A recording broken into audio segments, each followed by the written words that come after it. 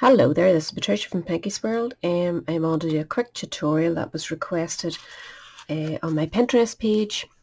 I had made these wee bunny packs years ago when I was doing a few classes at home, and these were the gifts, and they're filled with, I have no chocolate eggs unfortunately, but they're filled just with a bag with a few chocolate treats in it, and just stuffed in here and tie a wee bow then to match. And I just want to show you quickly, people have asked how to make this. So simple, like it'll take me minutes.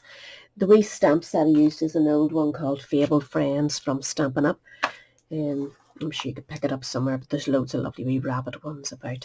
So anyway, what you need is a sheet of 6x6. This is a small one. I do have a tutorial down below, way down below, for the larger one using a 12x12. So if you fancy doing that, it holds a really good gift. So 6x6, decide which one you want on the outside, which one you want on the inside. I'm going with the small check on the inside. So diagonally, you're going to fold it corner to corner up here. This is just gingham paper from my stash from years ago. Just make sure that you're happy where your fold is, and then give it a good score. So you've went diamond fold over, and now I want to fold this one across. I'm not necessarily following these lines, though I make they're nice and straight, but if you haven't got a straight paper, you want to line that up where you're getting sort of the same triangular shape there. You can see it. That looks pretty even to me, so I'm just going to follow this line. So put your point there, bring your finger back and score, and then just burnish it. Give it a really good burnish. The more you burnish these, the better they sit for you if the paper's thick, and this one is fairly thick. And remember, as you're folding, your paper changes. You can see it's coming out a wee bit, but it's just the nature of paper, unfortunately. So we're bringing this one up now, holding that point nice and firm, and bringing this one across so that it sits on top of this one nicely. And get it right over, and again give it a good firm rub-a-dub-dub. Just going over the backs as well.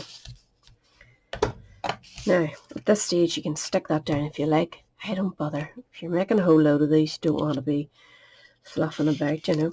So we're going to separate that top part and just pull this one down and try and get it to cover this part nicely for you, and then again a good firm push, and then you can pop it open and you'll see this wee bit here will push up. Just work it nice and gently with your fingers to get a nice wee smooth bottom, which also lets it stand. It should let it stand depending on what you put in it. So it gives you a fair wee pocket, doesn't it, like for your treats. So that is more or less it done. No sticking, no nothing, just fold it up. I have another wee one ready for this. I haven't bothered to do the stamped Happy Easter or anything, but you could do that if this is just a quick tutorial. I'm actually going to put some a wee tiny felted Easter egg in there, and money this year. I'm not giving them treats, they've had enough. They're all going off chocolate nowadays. Children are getting really sensible.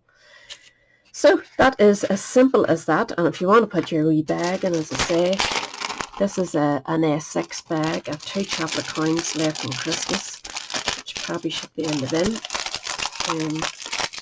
So this is just a matter of putting your treats in, folding that, fill it snug. See if you can add more treats in, and then you just cut the top of your bag. You don't need a whole clap of it. Just cut a lump of it off, a bit straighter than what I did, and just tie your piece of ribbon around here. As I say, I'm not putting sweets in mine, so I'm not going to bother with that. But I hope that helps you. So it's just simple 6x6, and do a couple of folds, good scoring, decorate it up, and there you have your wee gift. So thanks for watching. I'll catch us all again soon. Bye.